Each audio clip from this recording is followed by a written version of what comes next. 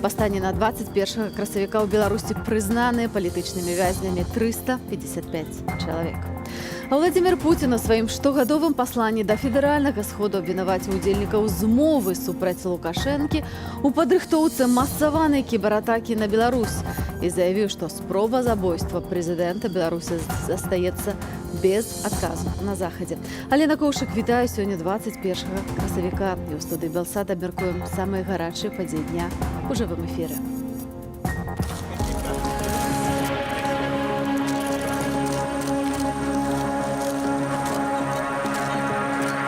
Я же сама родилась в Чернобыльской зоне, и для нас это тоже была боль, которая коснулась непосредственно нас. У гэты дзень важна згадваць ахвяраў трагедыі, і вельмі важна, каб і палітыкі казалі праўду, каб людзі мелі да іх давер.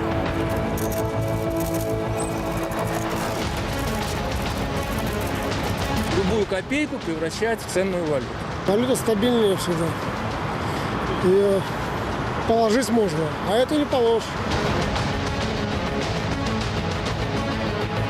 Факты прямой попытки организации в Беларуси государственного переворота и убийства президента этой страны. При этом характерно, что даже такие вопиющие действия не находят осуждения так называемого коллективного Запада. Не нужна народу никакая Русь. Быть вольным, независимым хочет Беларусь. Тым часам у нашай краіне адзін за другім дзяржава адмяняе канцэрты музыкаў, у творчасці ці грамадзянскай пазіцыі якіх не стыкоўкі з палітыкай Лукашэнкі. Гэтак у Гарадзенскай вобласці не адбудуцца канцэрты гурта «Джей Морс». Раней адмянілі праграму расійскага гурта «Каста». Сярод тых музыкаў, чыя канцэрты негалосна забаранілі ў Беларусі, таксама гурты «Дай дарогу» ды «НРМ». Гурт «Рэха», да прыкладу, ўжо даволі даўно такой сітуацыі, калі мы не асабліва азіраемся на гэтыя гастролькі, а граем канцэрты, якія там самі людзі ў абыход гэтаму арганізоўваюць. І а што застаецца яшчэ? Мне здаецца, што зараз будзе все больш і больш утварацца нейкіх такіх паралельных структур, там, дзе музыкі могуць граць, спяваць, не завязаных на гэтых гастрольках. На подачу документов на гастрольное удостоверение они отвечают эпидемиологическая ситуация, Юрий Иванович. Вот и все. А, скажем, руки вверх, там, или там очень много музыкантов, которые играют, там, попсовых, российских, там, и, пожалуйста, играйте, собирайте арены. Это видно. То есть ковид для них удобно? Это хорошая отмазка, да. Магутная хваля пачалась на 10-годдзе правлення Лукашэнкі. Калі 10 год было, мы сыгралі нейкі канцэрт на Бангалоры, пасля якога быў створаны чорны ліст. І першым нумарам в гэтым лісце быў НРМ. І з таго моманту гэтая хваля адзіная. Яна ідзе такой накатам. Была такая некалькі штучных адлігаў, напрыклад, калі мы хадзілі да міністра прапаганды Пралескоўскага, была створана нейкая такая карцінка, што НРМ дазволена граць, і мы сапраўды некалькі разоў сыгралі на такіх больш-менш заўважных пляцоўках. Але каб все разумелі, любы наш выступ сопровождается пытанием: а вы забароненные? Вы ж забароненные. А вы хіба не забароненные? Аднаго музыкі Уладзіслава Наважылава, саліста гурта «Годстауэр», прыйшоў следчы камітэт. Папярэдне ў сваіх соцсетках Уладзіслав пісаў, што справа тычыцца абразлівага каментара. Што вядома, на гэты момант запытаем самога музыку. Владзіслав, добрый вечар. Я вас не чую, на жаль. Добрый вечер. Цяпер уже чую. Вітаю вас. Владзіслав, у вас учора быў дзень народзінаў. Што гэта? Гэты візіт следчага камітэта, своеасаблівая спроба вас павіншаваць? Ведаеце, гэтая версія, што яны мяне вырашылі павіншаваць такім чынам, і своеасаблівы такі падарунак зрабілі, маўляў, на табе, трымай плечы карацей кажучы, абвінавачванне. Дык раскажыце, калі ласка, што ж адбылося сёння, калі да вас прыйшоў гэты следчы камітэт, і што вядома на гэты момант, каб нашыя гледачы таксама даведаліся? Сёння мне нагадалі аб тым, што, калі я не памыляюся, 16 жніўня мінулага года пад відэа на Ютубе я ставіў, так сказать, не вельмі прыемны для гомельского імператора, даруйце, губернатора, каментар, і вось ён вельмі пакрыўдзіўся на тое, што я яго параўнаў з адным з герояў з рэвізора. Вось. Ну, там недакладна, я не называў ніякіх прозвішчаў, але я рабіў той каментарый менавіта таму, што мяне натхняла тое, што як ён быў падобны вось в гэтым відэа на аднаго з герояў рэвізора у Гоголя. Вось, і, карацей, вось я зрабіў, я ўжо даўным-даўно забыўся на гэты каментар, конечно, гэта калі было.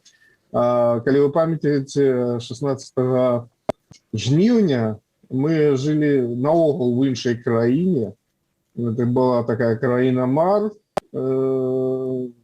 Вось і сёння яны мяне нагадалі про гэта, оказывается, апынулася, што ніхто не забыты, нішто не забыта, і вось сіняя рука достанет цябе дзе заўгодна. І што вам цяпер пагражае? Нават пры іх. А я пакуль што не ведаю, што мне пагражае, таму што там гэта будзе больш зразумела на наступным тыдні, але я, ведаеце, я не раблю добрых прагнозаў, я лічу, што хутчэй за ўсё будзе найбольш горшы варыянт, а найбольш горшы варыянт это хімія. Вось. Я бачу колькі выпадкаў падобных на тое, што адбываецца са мной, і там прысуды былі вельмі дзівосныя. Карацей кажучы, яны лічаць, што гэта крымінальная справа. Уладзіслаў, вас таксама накіравалі на псіхалагічную экспертызу. Псіхіатрычную экспертызу. Псіхалагічная, это я памылюся, калі казаў. Псіхіатрычную. Ну, я... Там такая предыстория, что в 93-м годзе я был, находился на, як это кажуть, короче, лежал в этих больницах с гэтым накірункам. Но это было только 3 дня, и после этого просто все скончилось, и все забылись на это. Але ж, як мы бачым, наша ЧК нічога не забывае. Ось. І яны палічылі, што, напэўна, калі я пішу такія, як яны палічылі абразы ў адрес гомельскага імператора, губернатора, ось, значыцца, я як мінімум вар'ят, і мяне трэба там у бочку закатаць. Ось. Ну, паглядзім, што скажа псіхіатр. Ну, будзем сачыць за вашай справай. Вось скажыце, як выглядаюць зараз у вас справа з гастролямі, калі у вас быў апошні канцэрт Godstower? Ці вас таксама прэсуюць падобна як НРМ, Джей Морс? Ведаеце, тут такая справа, што мы, па-першых, 10-1,5 года тому самі абвесцілі аб тым, што мы робім мараторый, і пакуль што не будзем даваць ніякіх канцэртаў, пакуль мы не закроем свой гештальт, як кажуць, і нарэшце не выпусцім новы альбом. Вось, у нас вельмі складаная сітуацыя ў сямейным плане ўсіх, і таму нам цяжка збірацца і нешта рабіць на студыі, таму гэты працэс вельмі працягваецца, і вось Вось мы толькі збіраліся зараз сабрацца ў студыі, як прылетела вось гэтая бомба з гэтым прысудам, і я не ведаю, як мы зараз будзем гэта рабіць. Таму мы, у прынцыпе, асабліва не думалі рабіць нейкія канцэрты. У нас былі планы у мінулым годзе з'ездзіць з канцэртамі ў Літву, Латвію, Эстонію, але пачаўся ковід, і там усё позачынялася. Вось. Што датычыцца канцэртаў Беларусі, я лічу зараз просто нельга іх даваць, бо гэта рызыка. Ну што, музыкі, яны, калі пацерпяць, то рок у нас такі. Але гэта будзе падстава для фэну, а гэта невыбачальна для музыкантаў будзе, калі такое адбудзецца.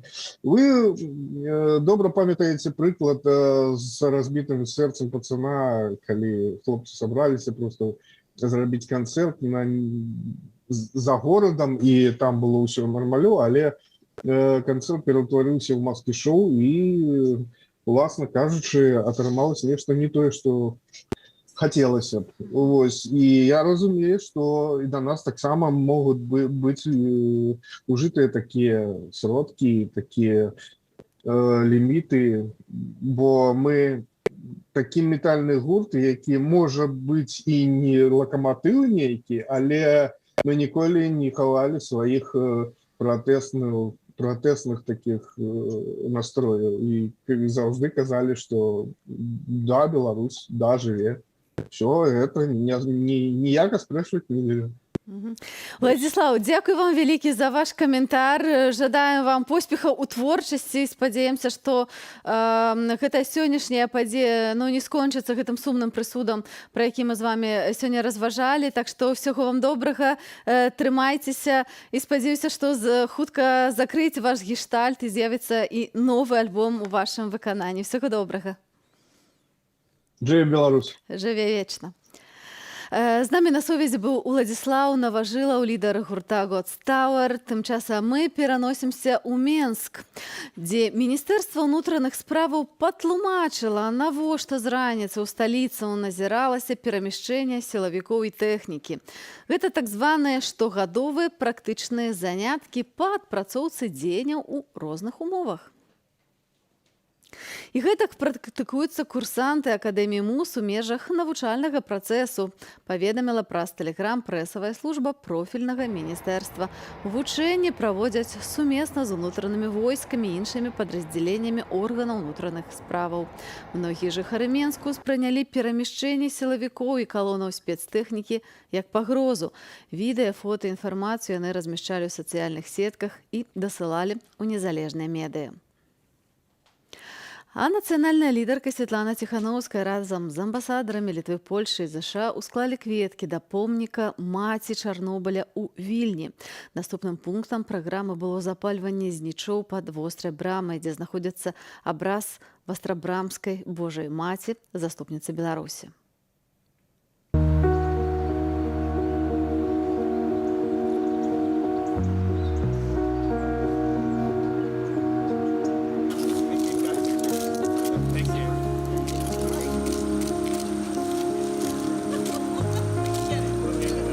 Знаете, я же сама родилась в Чернобыльской зоне, и для нас это тоже была боль, которая коснулась непосредственно нас. Но спустя 35 лет мы, учитывая вот этот опыт, должны смотреть в будущее и не допускать тех же ошибок.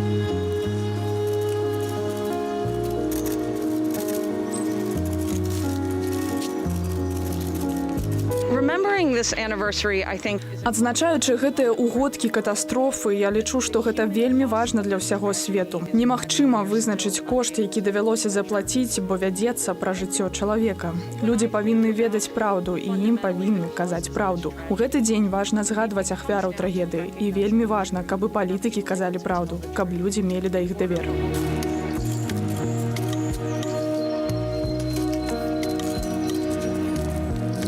My tutaj dzisiaj się spotkaliśmy z państwem ambasadorami.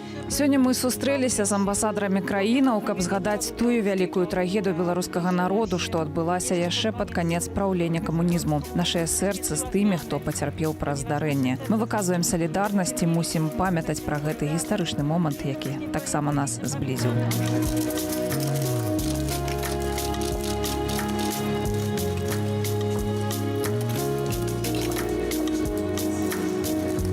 Это вельмі важна заўсёды памятаць про эти жертвы. Мы все переживали это и в Польше, и в Литве, конечно, и в Беларуси, и в Украине. Многие пострадали, и это, конечно, тоже такой сигнал, что надо помнить, что в будущем надо все делать всегда так, чтобы все было очень корректно, чтобы все было безопасно.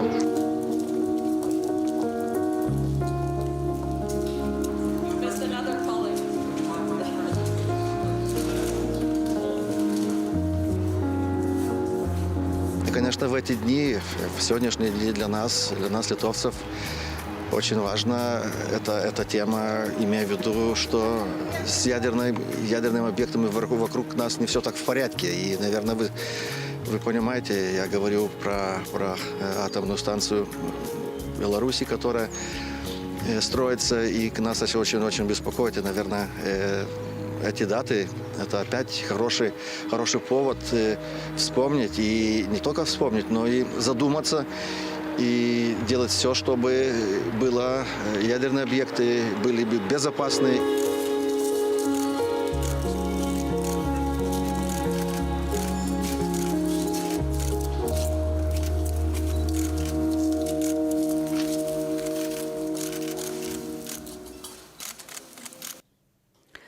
«300 дзён за кратамі». Столькі правёў Ігар Лосік. І колькі яшчэ правядзе, невядома.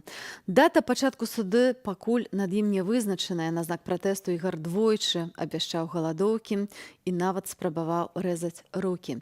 Як выглядае сітуацыя палізняволенага цяпер? Пра гэта мы пагутарым з жонкай Ігара Дар'яй. Дар'я з намі ўжо на сувязі. Дар'я, добрый вечар. Добрый вечер. Якая апошняя інфармацыя ад Ігара? Ну, единственное, что я знаю, это то, что он еще продолжает знакомиться с делом, каких-то определенных дат суда, и где это будет проходить, мы не знаем, к сожалению. А што значыць, што ён мае азнаёміцца з матэрыяламі справы? То бок ён чытае гэтыя тамы справы ўсе, і суда не будзе, пакуль ён іх не прачытае ўсе? Так, все верно, он читает все материалы, вот эти все тома, которые ему привозятся, да, и пока он не ознакомится с делом, о суде мы знать не будем. Вы таксама неаднакратна казалі пра тое, неаднойчы звярталі ўвагу на тое, што ніякіх следчых дзеянняў у справе вашага мужа не вядзецца.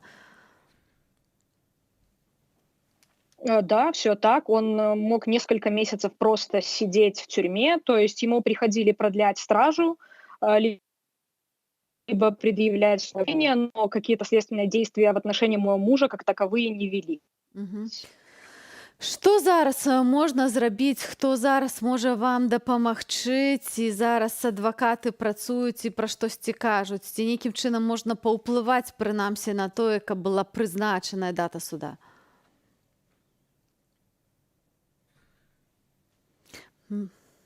Вы знаете, сейчас да, адвокат в любом случае работает, но, наверное, сейчас главный рычаг давления для того, чтобы помочь Игорю, а другим политзаключенным, это действия между какие-то решительные шаги со стороны других стран, потому что то, что сейчас происходит здесь, в Беларуси, здесь контролировать невозможно, и простые люди и так выходят на акции под уголовной статьи, поэтому, на мой взгляд, единственный верный способ решения проблем – это не радикальные, даже сейчас это слово нельзя говорить, а очень такие жесткие и какие-то действия с других стран. Дар'я, учора з'явілася інфармація про тое, што тэлеграм-канал, які стварыў ваш муж Ігар Лосік, Беларусь галаўнога мозгу, прызналі экстрэмісцкім. Ці гэта нейкім чынам мяняе сітуацыю і ягоную пазіцыю пад вартай? Да, я слышала, что телеграм-канал «Беларусь головного мозга» был признан экстремистским, как это, так и сказать не могу на данный момент. Как бы, если что-то узнаю, то в любом случае об этом сообщу. Калі вы апошні раз атрымлівалі ліст ад мужа і што ён вам напісаў? Падзяліцеся, калі ласка. О, вы знаете, это такая большая проблема касаемо писем от него, но цензор поступил очень нехорошо и некрасиво. Он выложил из 2 писем текст, оставив только пустую открытку и просто рисунок. Соответственно, о чем писал мой муж, я сказать, к сожалению, не могу. Тым часам мы заклікаем усіх нашых гледачоў пісаць лісты палізняволеным, бо гэта вельмі важна. Я думаю, што Дар'я таксама гэта пацвердзіць, што трэба падтрымоўваць тых людзей, якія знаходзяцца за кратамі. Ім зараз асабліва цяжка. Вось зараз вы можаце пабачыць на нашым экране адрес, куды можна пісаць. Гэта акурат адрес Ігара Лосіка, таксама нашых сябровак, каляжанак, журналістак Каці Андрэевай, Дашы Чульцовай. Все яны зараз знаходзяцца ў Жодзіна. В прынцыпе, адрес адзін. Дар'я, а ці нейкая дапамога патрэбная вось асабіста вам, бо вы з дзіцём, з дачкой маленькай знаходзіцеся, ці нейкім чынам можам мы заклікаць нашых гледачоў дапамагчы прынамсі вам у гэтай складанай сітуацыі? Спасибо большое. Но что касается дочки, там моих каких-то поездок, с дочкой сейчас очень много времени проводят мои родители, либо родители Игоря, а вот эти вот все поездки, я как бы с этим справляюсь, в принципе, неплохо, поэтому спасибо огромное, но на данный момент не могу. Дар'я, дзякуй вам вялікі за вашу мужнасць. Вельмі спадзяемся, што сітуацыя зменіцца так, што ўсе палізняволеныя выйдуць з вязніцаў. Тым часам будзем сачыць за справу Ігара таксама. Усяго вам добрага. Спасибо, до свидания. Да пабачэння. Тым часам за кратамі 157 дзён знаходзяцца і нашыя журналісткі Кацярына Андрэева і Дар'я Чульцова. Ужо ў гэтую пятніцу, 23 красавіка, Менскі гарадскі суд разгледзіць апеляцыю ў справе журналістак Белсату. Наш тэлеканал будзе рабіць адмысловы стрым з гэтай нагоды, пачатак о 10:30 па беларускім часе. Абавязкова далучайцеся і глядзіце. Зноў вітаем нашых гледачоў на плошчы пераменаў.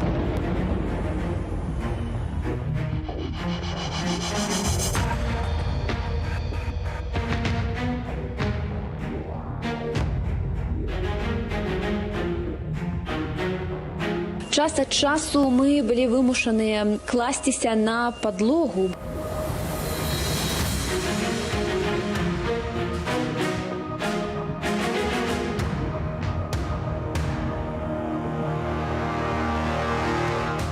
Свободу журналистам! Свободу журналистам!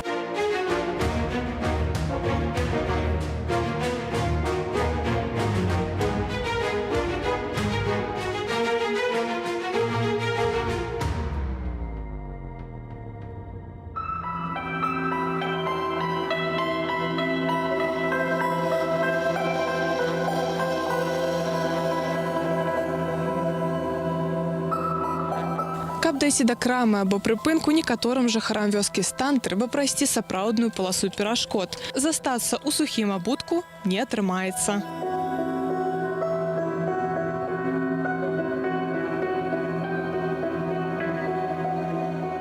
Переживаю за вас, но это не продлится вечно. У меня все будет хорошо. Это ведь не конец жизни. Жаль, что не могу написать много, но могу сказать, что мы все с этим справимся.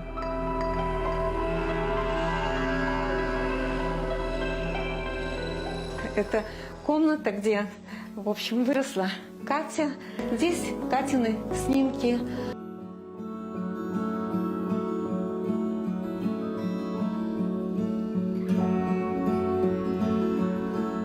мы находимся на проспекте Пераможца ў Менску, где просто теперь собралось несколько тысяч мирных демонстрантов.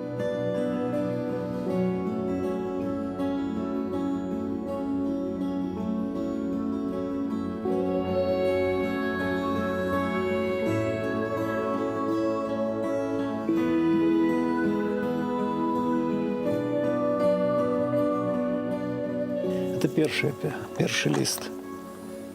Теперь вы видите, что мои слова не были пустым звуком. Я и правда не собиралась никуда уезжать. Самое удивительное, что я не испытываю злости, обиды, жажды мести к тому, кто принял решение поступить так с нами, со мной. Моральное состояние спокойное, готовность ко всему.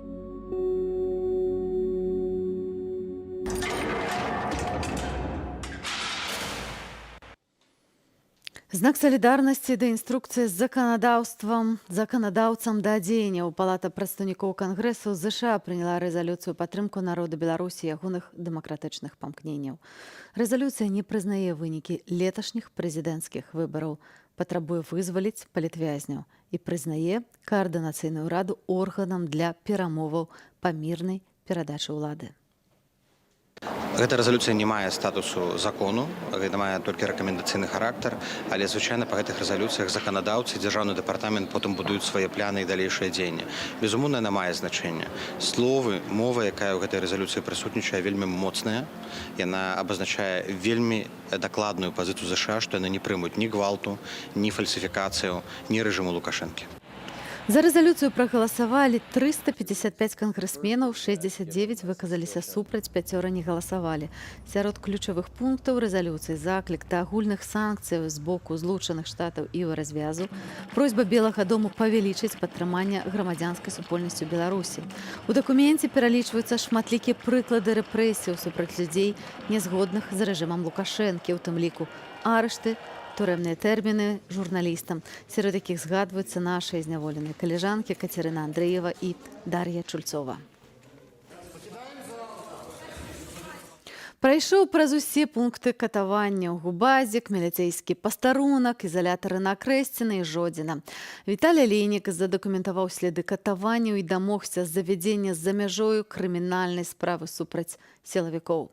Ягоная гісторыя з Губазік пачалася летась, 23 верасня. І хоць мы ўжо размаўлялі ў гэтай студіі з Віталём, даму яму слова яшчэ раз, бо гэта прыклад таго, як варта змагацца за свае правы. Это был день так званой нелегитимной инаугурации того человека, який зараз лічыць сябе і называе прэзідэнтам. Вось, мяне захапілі, на мяне напалі ў цэнтру Менску, на мяне нацягнулі гэтыя будаўнічыя сцяжкі, запіхнулі ў будынак Губопіка. Там таксама былі людзі, якія былі разбітыя і галовы, якія пакутвалі, ім не давалі ні вады, нічога. Потым нас завезлі ў так званы цэнтральны раус, дзе выстаялі па стенцы, мы стаялі з руками паднятымі, нам пагражалі. І калі я спытаўся у тых ахоўнікаў, як іх назваць, ці будуць нас забіваць, яны сказалі, што нікога тут пакуль не забівалі. Але такім чынам атрымалася, што праз месяц менавіта з тым раусам была звязаная падзея вакол Романа Бандарэнкі. Все, снимайте! Жодзін нас прымалі вельмі жорстка. Нам сказали добро пожаловать в концентрационный лагерь для военнопленных. Мы были, конечно, шокаваныя з тых слоў, якія да нас сказали. Вось. І потым, калі людзей таксама збівалі па ходзе справы і дубінкамі, і пагражалі, і не выключалі святло ўначы. І калі з раніцы нас будзілі ударами дубинок по дзвярах, конечно, это были сапраўдныя катаванні. Але для тых людзей, які былі ўнутры, для этих катавальшчыкаў гэта выглядала так, нібыта это іх праца. Конечно, это не может быть працай. Гэта тое, што адбывалася ў нацысцкіх лагерах, тое, што адбываецца падчас таго, калі ў краіне пануе фашызм. Таму, конечно, калі я выйшаў з гэтага месца, дзе мяне збівалі дубінкамі, я звярнуўся да медыкаў, яны дыягнаставалі на мне гэтыя пабоі, гэтыя катаванні. Мяне білі па нагах, вось, таму у мяне усе ногі былі чорныя. Вось, але я не мог звярнуцца у гэтым Бухенвальдзе жодзінскім да медыкаў, таму што там былі кожны раз правакацыі. І што ты будзеш скардзіцца, адразу гэта будзе паварочвацца супраць цябе.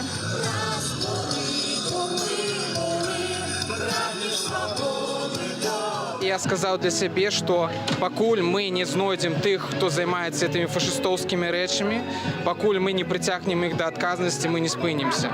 Таму мы завялі тут справу у Літве і будуць знойдзены. Я проста ўпэўнены шчыра ў гэтым, што будуць знойдзены гэтыя людзі, якія катуюць людзей зараз, катавалі нас у той час у Жодзіне на Акрэсінэ. Это установы, якія пераўтварыліся папросту у установы часоў Халакосту, у Асвенцымы, сучаснай Беларусі. Вось таму мы проста павінны гэтых людзей знайсці. І у нас ёсць усе правовыя механізмы, каб мы гэта зрабілі. Механізм універсальнай юрысдыкцыі дазваляе нам пераследаваць людзей, якіх мы падазраем і у адносінах да якіх маюцца доказы, што яны здзяйснялі і здзяйсняюць злачынства на тэрыторыі Беларусі супраць мірных грамадзян. І зараз, калі гэтыя людзі трапяць у спісы Інтэрпола, яны не змогуць перасекчы нават мяжу, таму што на мяжы іх затрымаюць. Улады ўводзяць змены па валютных рэгуляваннях ды кантролі. Беларусам дазволяць адкрываць рахункі ў замежных банках, купляць акцыі, нерухомасці з-за мяжою без узгаднення з Нацбанкам, а таксама ўвядуць абавязковую рэгістрацыю некаторых валютных дамоваў. Аднак чыноўнікі змогуць уводзіць валютныя абмежаванні пры пагрозе эканамічнай бяспекі краіны. А да гэтага Нацыянальны банк таксама павысіў стаўку рэфінансавання на менш чым адсотак да 8,5% гадавых.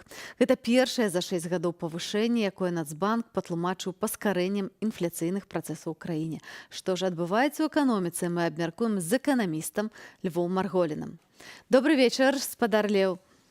Добрый вечар. Давайте спачатку прыгледзімся да гэтага прэзідэнцкага указу, які падаецца вельмі ліберальным, дазваляе шмат што беларусам. З чым гэта звязана?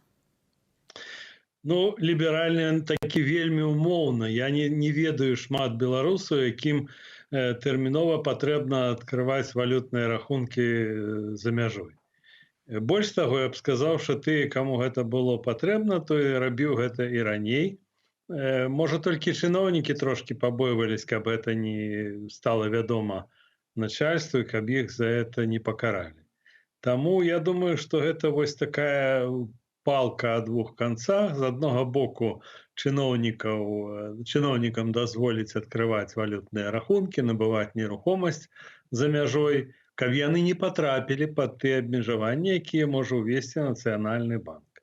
А для простых беларусаў абмежаванні.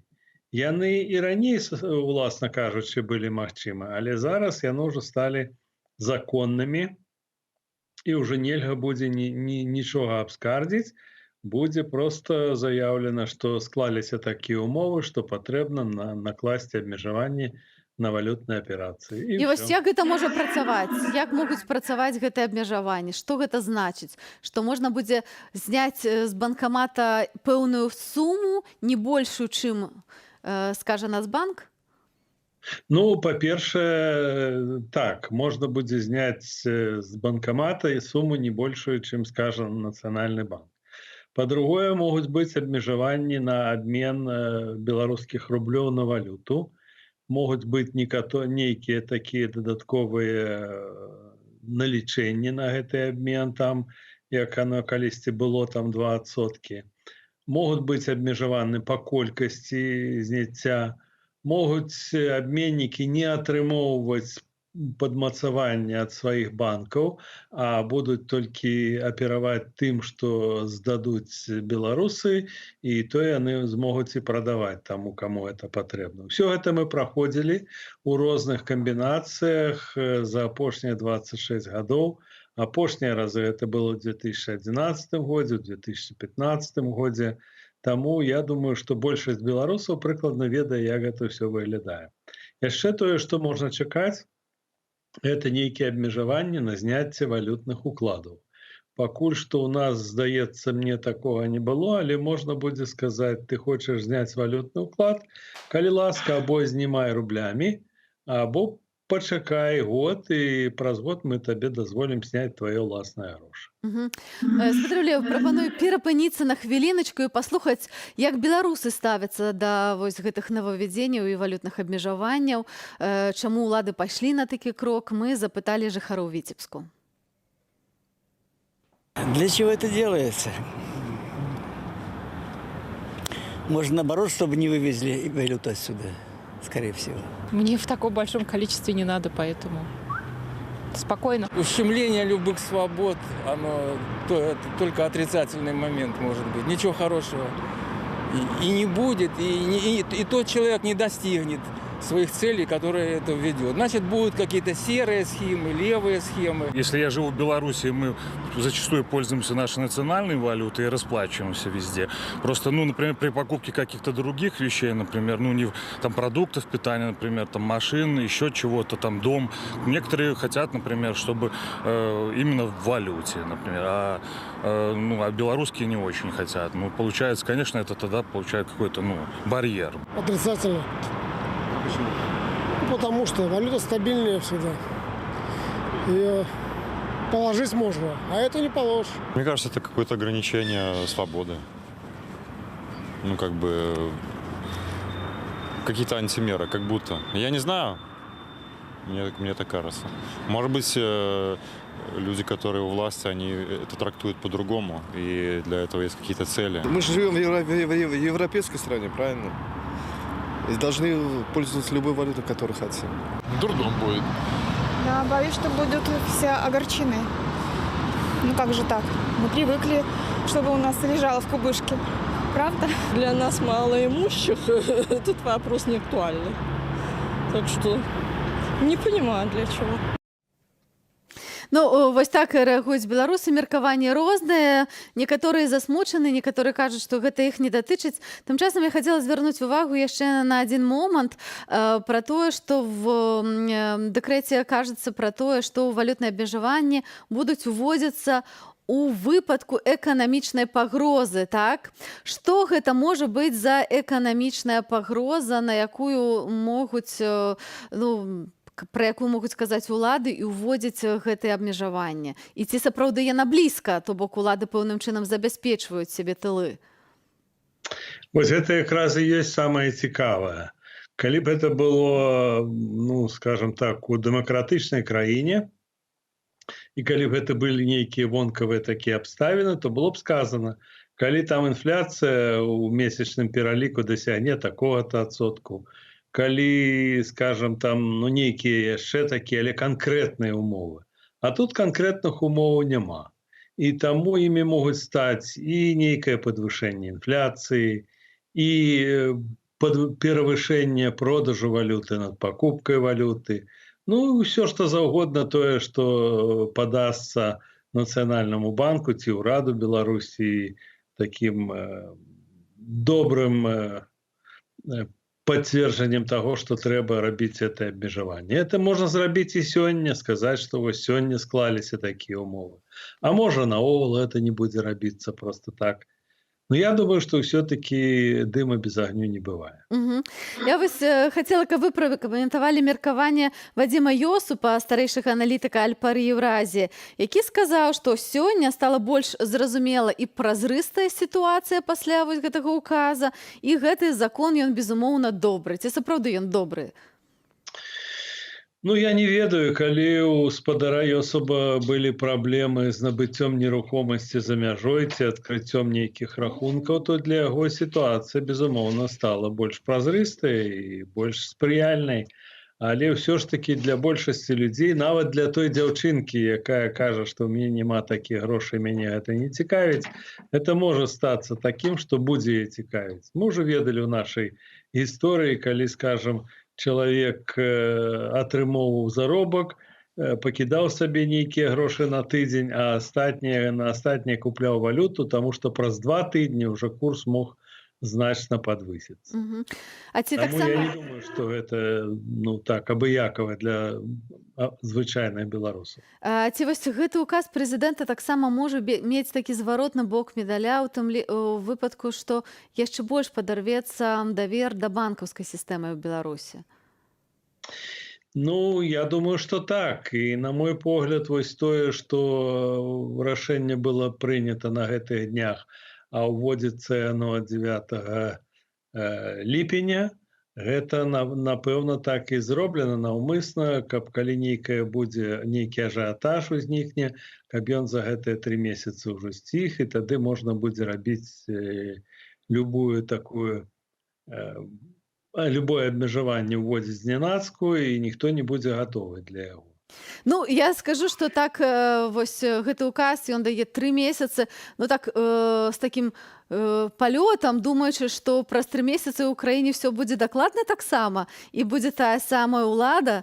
Вось як вы лічыце, ці эканамічна Александр Лукашенко здольны пратрымацца яшчэ 3 месяцы альбо болей? Я б сказаў, што пры нейкіх умовах ён здольны пратрымацца нават і нашмат болей, калі, скажем, ён возьме і заўтра прадасць Рэспубліку Беларусь за некалькі мільярдаў даляраў. Мы памятаем сітуацыю ва ўкраіне ў 2013 годзе, калі Пуцін паабяцаў Януковічу, я ўжо не памятаю колькі, але добрую суму ў валюце за тое, каб яны не падпісвалі дамову з Еўразвязам. Вось нешта такое, на жаль, можа адбыцца і з намі. Калі Лукашенко ўбачыць, што ўжо няма ніякага іншага выйсця, ён можа прадаць Беларусь ці па часткам, ці оптам, это ўжо як атрымаецца. Палітычныя сцэнары развіцця падзеяў мы абмяркуем роўна праз хвілінку ў нашай студыі. Дзякуй вялікі, Леў Марголін, эканаміст, быў з намі на сувязі. Заставайцеся з намі.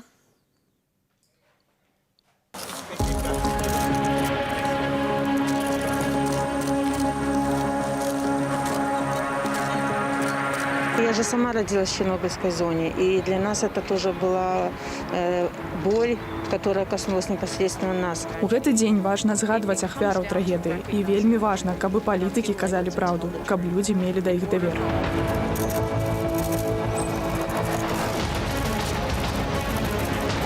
Любую копейку превращать в ценную валюту.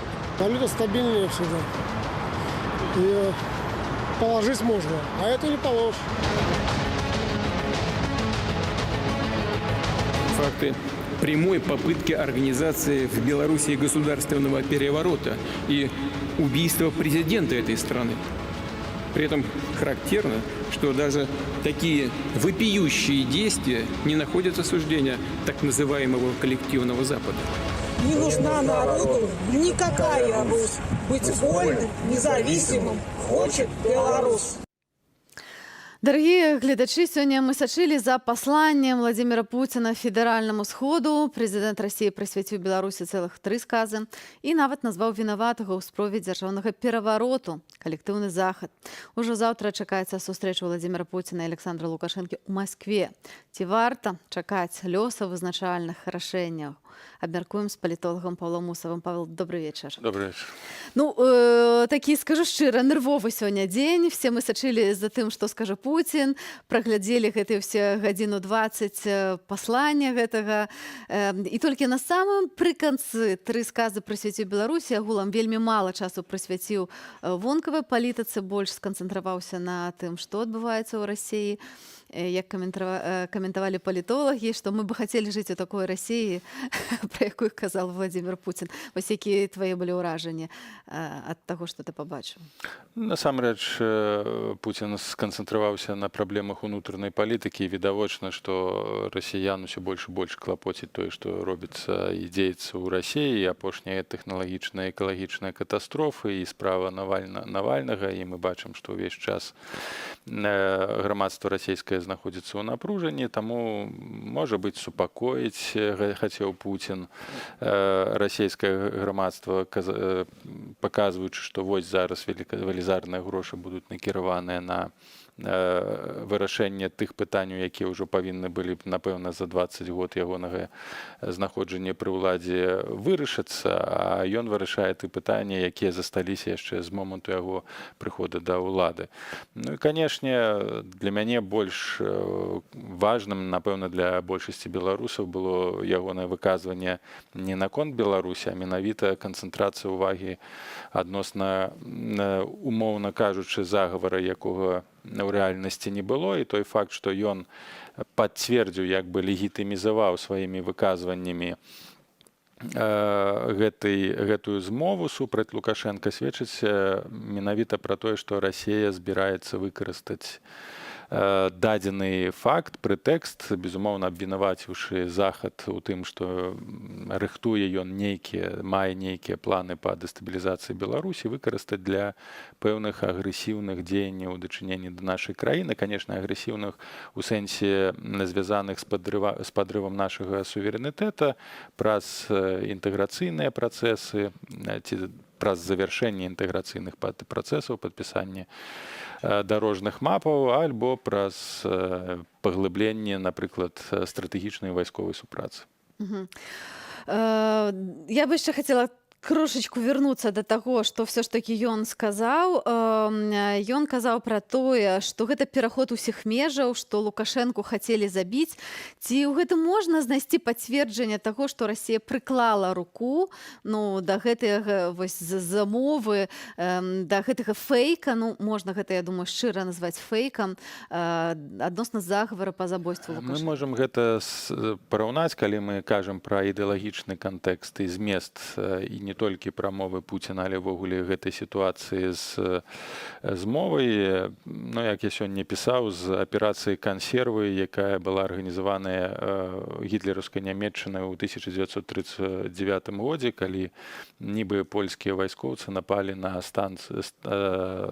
радыёстанцыю ў Глевіцах, пасля чаго пачалася Другая сусветная вайна, як мы ведаем. Альбо тыя інфармацыйныя ўкіды пра распятага хлопчыка ва ўкраіне бандераўцамі ці тых же самых бандераўцаў, якія намагаліся прыехаць у Крым і расправіцца з усім расійскамоўным насельніцтвам, і гэта было выкарыстана як прэтэкст ідэалагічны для легітымізацыі, для апраўдання сваёй агрэсіўнай палітыкі і анексіі Крыму, і таксама вайсковага ўмешальніцтва фактычна наўпроставага на ўсходзе ўкраіны. І такая ж самая рыторыка, такі ж самы ідэалагічны пасыл закладзены ў гэтую змову. І калі Пуцін кажа, што гэтая змова была, то фактычна для аўдыторыі пра пуцінскай... Ён легітымізуе. Так, абсалютна. Ён кажа, што гэта насамрэч было. Бо палітык такога ўзроўню не можа дазволіць сабе абсалютна верыць ці выказвацца. Безумоўна, мы ведаем, што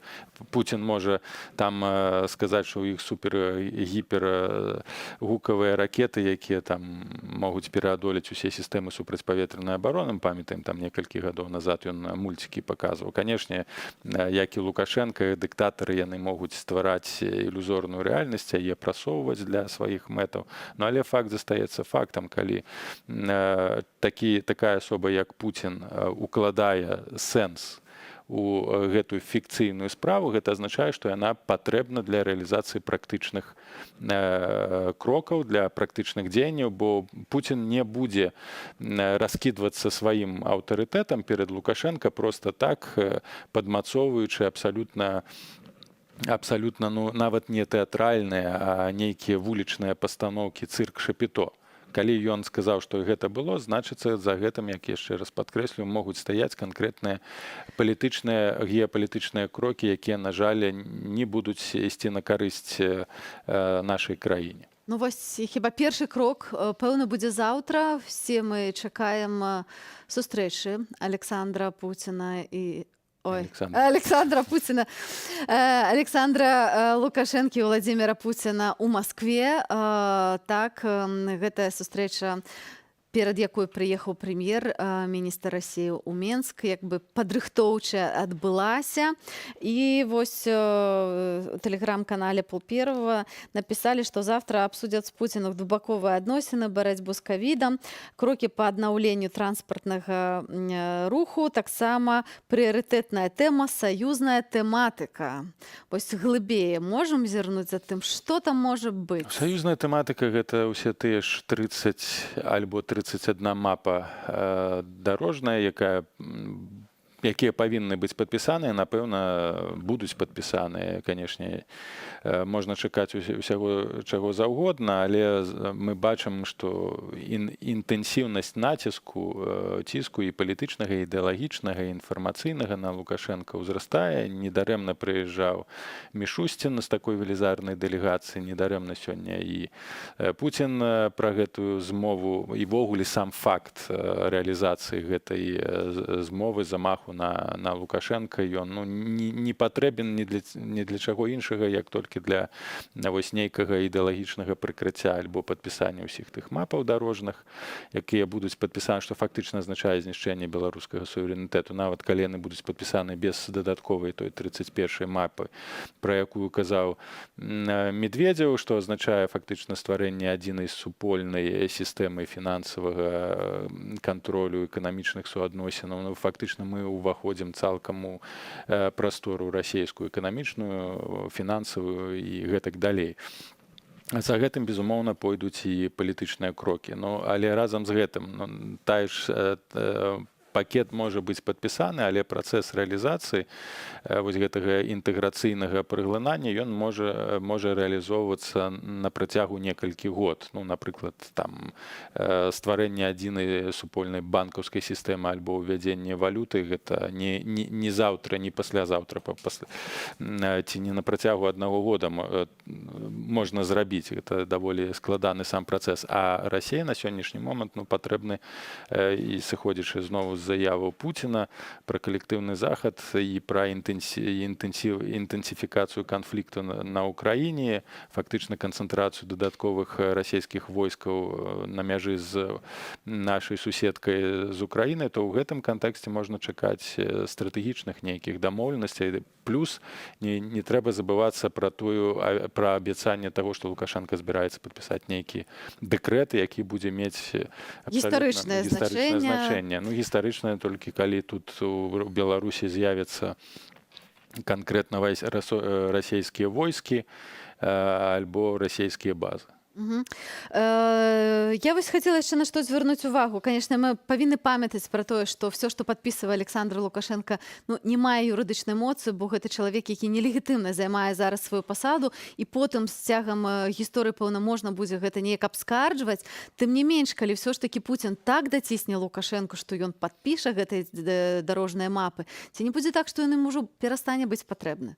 Канешне, можа быць перастаць патрэбным, бо па факце ён з'яўляецца настолькі таксічнай асобай, што падтрымліваць легітымнасць надалей Лукашенка не мае сэнсу, але ён будзе патрэбны, пакуль будзе адбывацца працэс інстытуцыянальнага знішчэння Беларусі, бо ніхто так добра не справіцца з гэтай задачай, як дэлегітымізаваны, абсалютна абанкроціўшыся палітычна Лукашенка, бо дзякуючы яму сёння мы назіраем абсалютную, нават не пабаюся гэтага слова сказаць, татальны тэрор у дачыненні да беларускай актыўнай грамадскасці, беларускай культуры, мовы.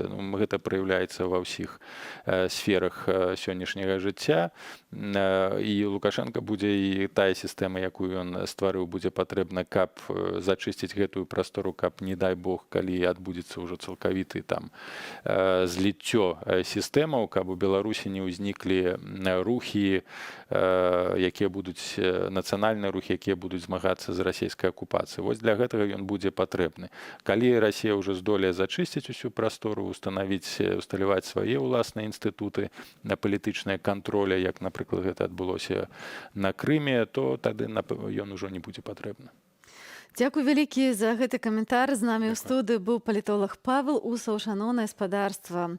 Заўтра студыя Белсат традыцыйна а 20-й гадзіне. На сёння я, Лена Кошык, з вамі развітваюся, пакідаю вас у цудоўнай кампаніі вольнага хору і Лявона Вольскага. Акурат сёння адбылася прэм'ера кліпу на песню «Зямля», запісана яшчэ за часамі гурту «Мроя» 30 гадоў таму. Мы працяг Усяслава Чарадзея і Ефрасіні Полацкай, Францішка Скарыны, Мікола Гусоўскага, Сапегаў, Радзівілаў, Максіма Богдановича і Владзіміра Караткевіча. І нам трэба зрабіць усё магчымае і немагчымае, каб пражыць гэтае жыццё так, каб нашы нашчадкі ўзгадвалі нас з такой жа павагай, з якой мы зараз расказваем пра нашых продкаў. Гэта словы вольнага хору. Усяго добрага і да сустрэчы.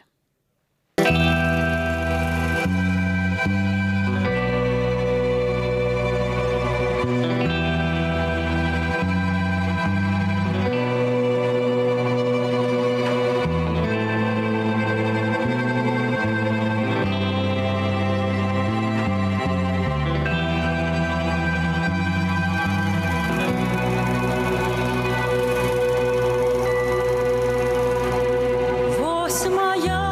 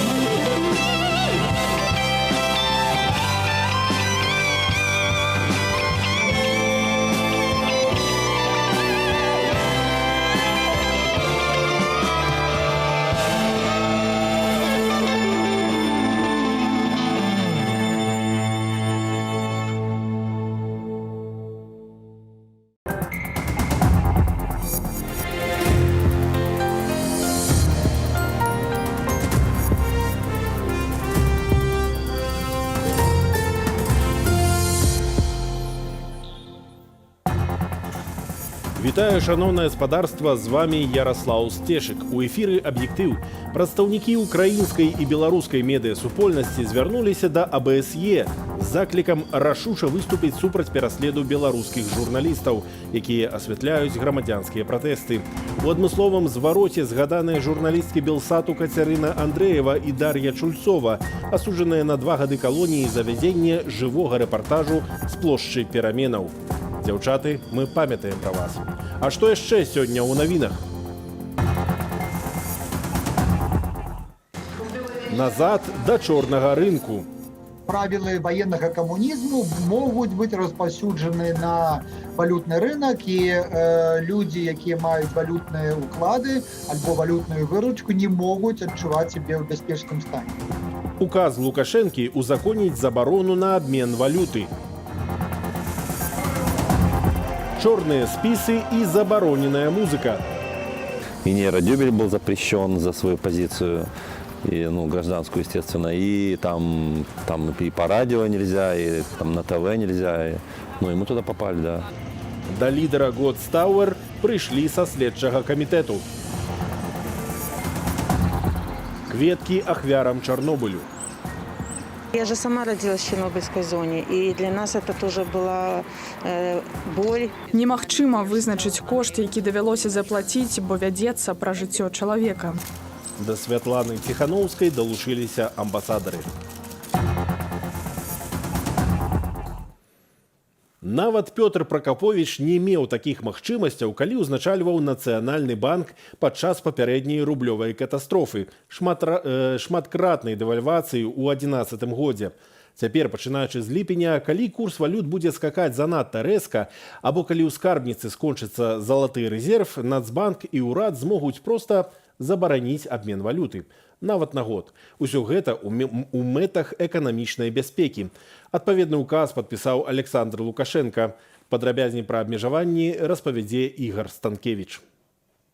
Улады Беларусі абяцаюць лібералізацыю валютнага рынку. Грамадзянам дазволіць адкрываць рахункі ў замежных банках, купляць акцыі ды замежную нерухомасць. Лукашенко падпісаў указ, які падводзіць заканадаўства пад новы закон аб зменах законаў у пытаннях валютнага рэгулявання і валютнага кантролю. Сам по сабе гэты указ просто прыводзіць у адпаведнасць з законам прынятым яшчэ ў 2020 годзе іншыя указы Лукашэнкі, то сам по сабе на ролі не грае, але тое, што ўлады актывізаваліся ў гэтым накірунку, сведчыць пра тое, што сітуацыя напружаная на валютным рынку і нестабільная. Новы закон набудзе моц 9 ліпеня. Ён дае права ўраду і Нацбанку забараняць валютныя і валютна-абменныя аперацыі не менш як на год. Падставаю можа быць падзенне курсу беларускага рубля, рэзкае скарачэнне золотавалютных рэзерваў і як вынік пагрозы эканамічнай і фінансавай сітуацыі. Валютныя абмежаванні маглі быць уведзены да гэтага, таму што ў Беларусі часта не да закону, у Беларусі абнулены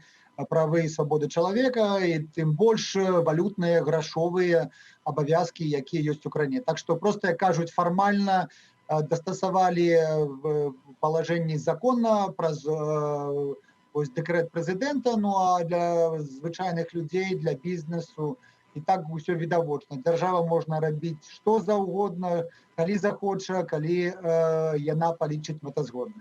Эканаміст нагадвае, што валютнае абмежаванне Нацбанк уводзіў і раней. У 90-х годах, асобна ў другой палове, калі толькі пачаў прэзідэнцтва Александра Лукашенко, там таксама былі абмежаванні на доступ да валюты, каб было там альбо 10 курсаў абменных был, і розніца паміж была амаль 300%.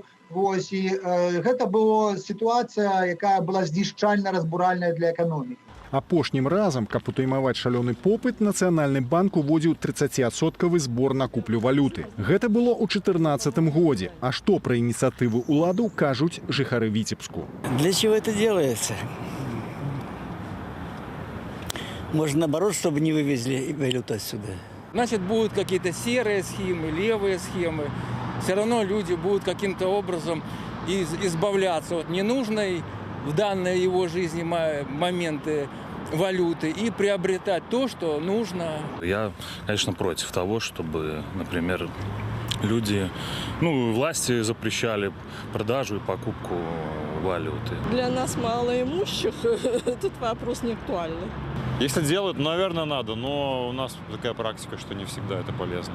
Між тым, золатавалютныя рэзервы Беларусі толькі ў першым квартале скараціліся на 529 мільёнаў долараў. Значна хутчэй, чым планаваў Нацбанк. Цяпер памеры рэзерваў складаюць каля 7 мільярдаў долараў.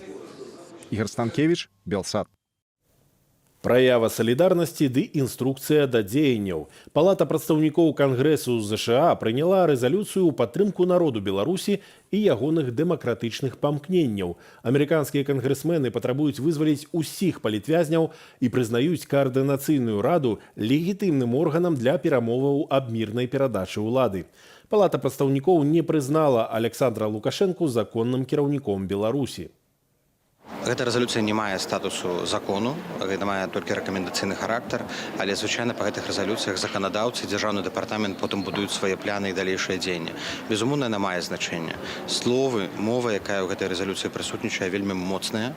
Яна абазначае вельмі дакладную пазіцыю ЗША, што яны не прымуць ні гвалту, ні фальсіфікацыю, ні рэжыму Лукашэнкі. За рэзалюцыю прагаласавала больш за 80% кангрэсменаў. Сярод ключавых пунктаў заклік да агульных санкцыяў з боку Злучаных Штатаў і Еўразвязу і просьба да Белага дому павялічыць падтрымку грамадзянскай супольнасці ў Беларусі. У дакуменце пералічаныя сотні прыкладаў катаванняў і жорсткага абыходжання адносна ўдзельнікаў мірных дэманстрацыяў, а таксама арышты і турэмныя тэрміны журналістам, сярод якіх згадваюцца нашыя каляжанкі Кацярына Андрэева і Дар'я Чульцова. Суддзя Наталья Бугук пасадзіла журналістак на 2 гады калоніі за вядзенне жывога рэпартажу з месца пратэстаў. Яшчэ 2 рэзалюцыі аб сітуацыі ў Беларусі прыняла парламенцкая асамблея Рады Еўропы. Першая патрабуе расследаваць факты парушэння правоў чалавека і заклікае ўлады Беларусі распачаць дыялог з народам, каб спыніць гвалт і правесці новыя выбары для выхаду з крызісу. Другая рэзалюцыя заклікае тэрмінова рэфармаваць сістэму правядзення выбараў. Рэформа мусіць гарантаваць незалежнасць і бесстароннасць выбарчых камісіяў, стварыць адзіны публічны рэестр выбарнікаў, адрэгуляваць датэрміновае галасаванне, забяспечыць празрыстасць падліку галасоў, дазволіць мясцовае і міжнароднае назіранне, усталяваць выразныя і менш жорсткія крытэрыі для рэгістрацыі кандыдатаў, забяспечыць магчымасць судовага абскарджвання ўсіх рашэнняў камісіяў. Да датэрміновых прэзідэнцкіх выбараў у Беларусі заклікаюць многія беларускія і міжнародныя структуры.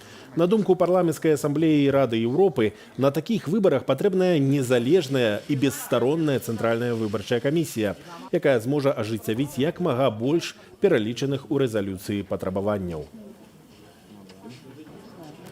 Забараняюць канцэрты, садзяць за краты, выціскаюць з Беларусі, а цяпер яшчэ і распачынаюць крымінальныя справы.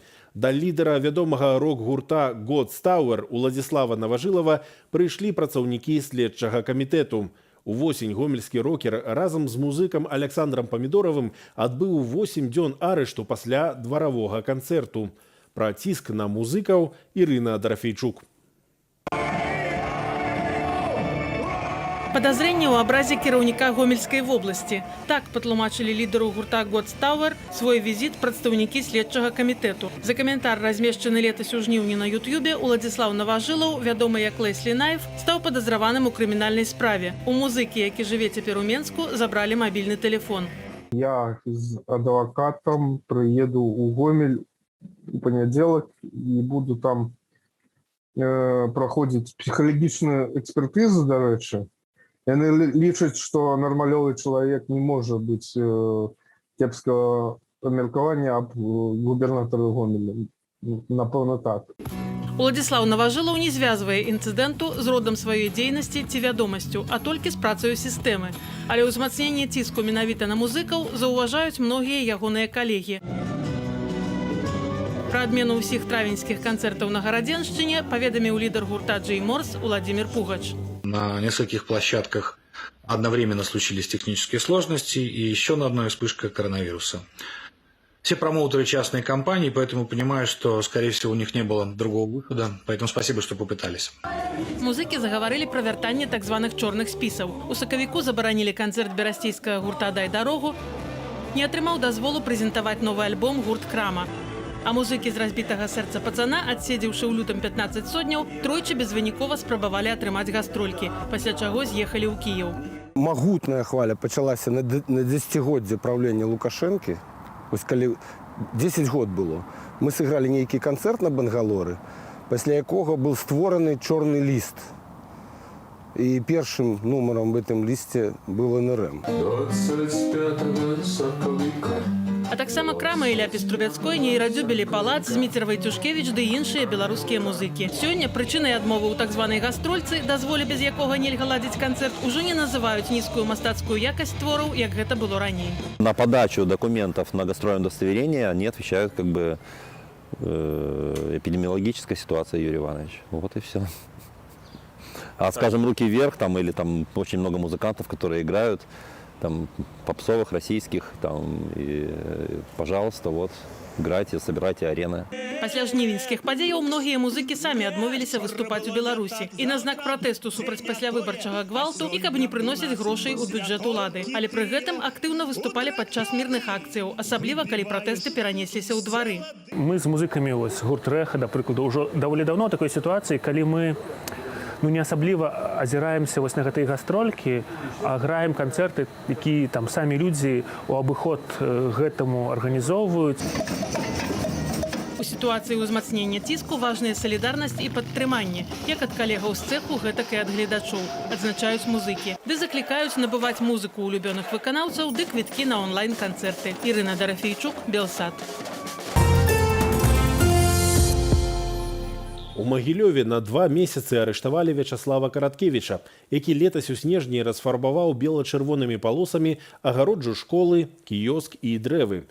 Мужчыну абвінавацілі ў псаванні маёмасці. Сёння ж у судзе Маскоўскага раёну Менску пачаўся суд над лідарам арганізацыі «Альтэрнатыва» Олегам Корбанам. Суддзя Вольга Малашенко пастанавіла, што крымінальная справа будзе слухацца ў закрытым рэжыме. Олега Корбана вінавацяць у арганізацыі масавых беспарадкаў. Затрымалі палітыка 25 кастрычніка, у снежні прызналі палітвязнем. Олег Корбан – адзін з актывістаў, якія выступаюць супраць размяшчэння рэстарану «Паедзем у Курапатах.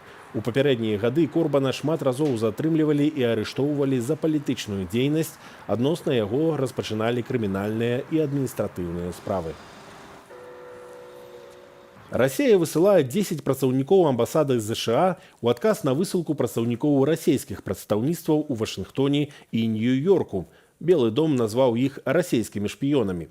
Тым часам Владзімір Пуцін падчас звароту да федэральнага сходу папракнуў краіны захаду ў спробе забіць Александра Лукашэнку і зладзіць пераварот у Беларусі. Гадзіну таму ў Белым доме назвалі гэтыя абвінавачанні беспадстаўнымі. А пакуль Пуцін пагражаў Амерыцы і Еўропе ядравымі ракетамі, на вуліцы расійскіх гарадоў выйшлі пратэставаць грамадзяне. Вольга Старасціна.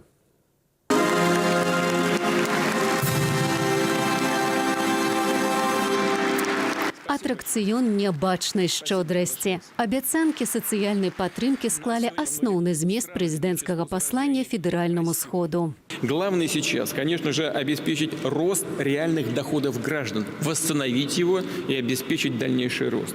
Добиться ощутимых изменений в борьбе с бедностью.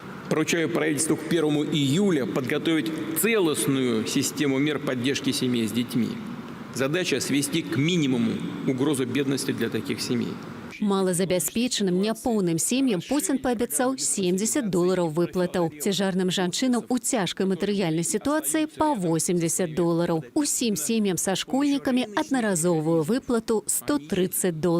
А выдаваць грошы пачнуць акурат да вераснёўскіх выбараў у Дзярждуму. Пуцін закрануў і тэму эпідэміі каронавіруса. Пахваліўся адразу 3 распрацаванымі ў Расіі вакцынамі, якімі, што праўда, жыхары краіны прышчапляцца не спяшаюцца. Пожалуйста, еще раз обращаюсь с призывом ко всем гражданам России. Сделайте прививку. Прошу вас беречь себя и своих близких. Максимально ответственно соблюдать все рекомендации врачей и санитарных служб. Пры гэтым пра здароўе Алексея Навальнага, за лёсам якога назірае ўвесь свет, Пуцін не сказаў ні слова. Зняволены апазіцыянер 22 дні трымае ў калоніі галадоўку і патрабуе надаць яму неабходную медычную дапамогу. Полнейшее беззаконие, которое творится на глазах у всех. И, в принципе, все это прекрасно знают. Просто кто-то это не хочет признавать, кто-то думает, что его это никогда не коснется. Но, тем не менее, если коснулось одного человека, рано или поздно коснется и всех. З заклікам выратаваць і вызваліць Навальнага тысячы расейцаў выйшлі на вуліцы сваіх гарадоў. Москва, Санкт-Петербург, Иркутск, Новосибирск, Пермь, Екатеринбург і дзесяткі іншых расійскіх гарадоў далучыліся да акцыі салідарнасці з Алексеем Навальным.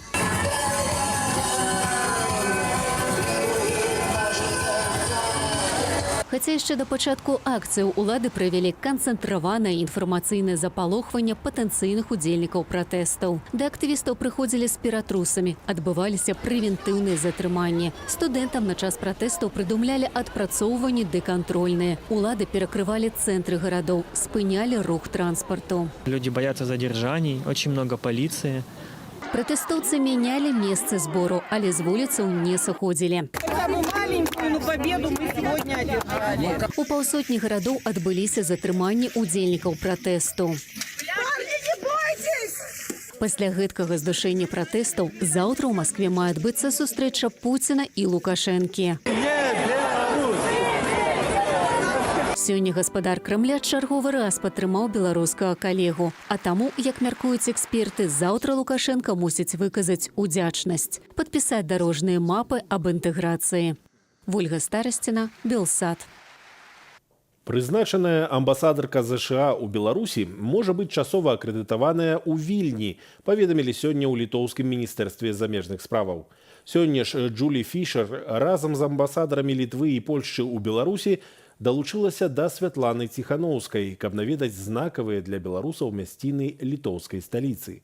Разам яны ўсклалі кветкі да помніку маці Чарнобылю, як сімвал ушанавання ахвяраў катастрофы. А таксама наведалі капліцу з іконай Вастрабрамскай Божай Маці, заступніцы Беларусі.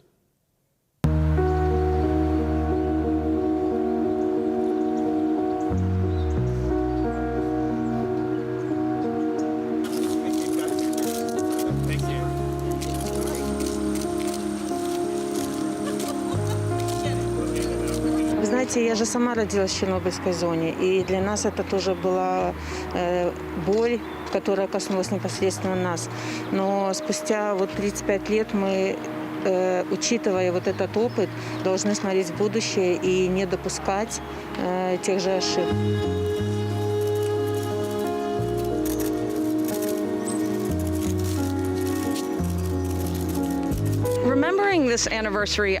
Адзначаючы гэтыя ўгодкі катастрофы, я лічу, што гэта вельмі важна для ўсяго свету. Немагчыма вызначыць кошт, які давялося заплаціць, бо вядзецца пра жыццё чалавека. Людзі павінны ведаць праўду, і ім павінны казаць праўду. У гэты дзень важна згадваць ахвяраў трагедыі, і вельмі важна, каб і палітыкі казалі праўду, каб людзі мелі да іх давер.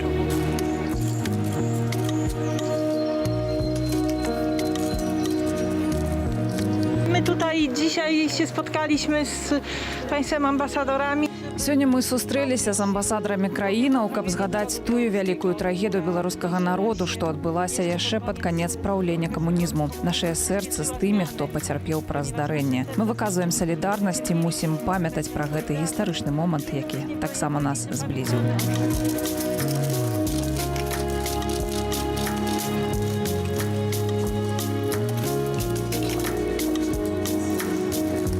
To вельмі важна заўсёды памятаць пра эти жертвы. Мы все переживали это и в Польше, и в Литве, конечно, и в Беларуси, и в Украине. Многие пострадали, и это, конечно, тоже такой сигнал, что надо помнить, что в будущем надо все делать всегда так, чтобы все было очень корректно, чтобы все было безопасно.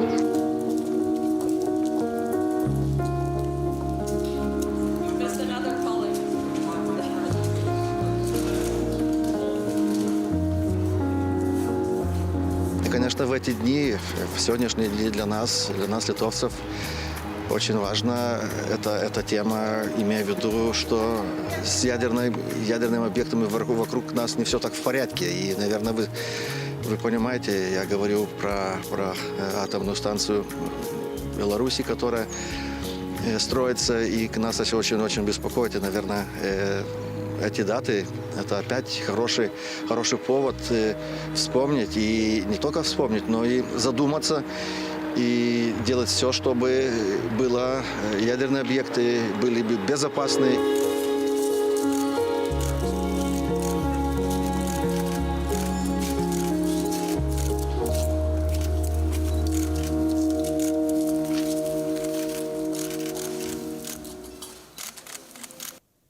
Пакуль гэта ўсе навіны, але праз момант размова дня Віталя Цыганкова пра антыгероя дня Уладзіміра Макея, які 10 гадоў таму падчас плошчы кіраваў адміністрацыяй Лукашэнкі, потым быў міністрам замежных справаў, а цяпер скінуў маску ліберала і абяцае знішчыць грамадзянскую супольнасць Беларусі.